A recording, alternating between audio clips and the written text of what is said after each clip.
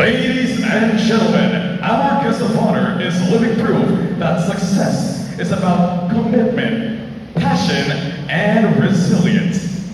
From the classroom of SNHS to the financial hubs of Singapore, she continuously inspires young minds to dream big. She has shown us that consistency and dedication, when rooted in strong values, are the keys to reaching greater heights. Her journey reminds us that no goal is too distant when matched with hard work and a heart that trusts in God. K, knowledgeable educator and a part-time instructor at Mariano Marquez State University.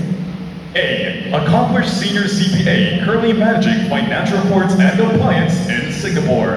R, resilient leader who served as the SSU president and energy chief of the Eastern event.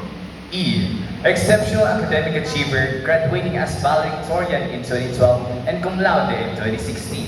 And notable revenue officer, previously with the Bureau of Internal Revenue and dedicated community member. Today, we are beyond honored to have her with us. With great pride and admiration, a great product of Solsona National High School. Miss Karen Balunos de la Cruz. Alright everybody, let's all welcome her with a warm round of applause. Maraming salamat po.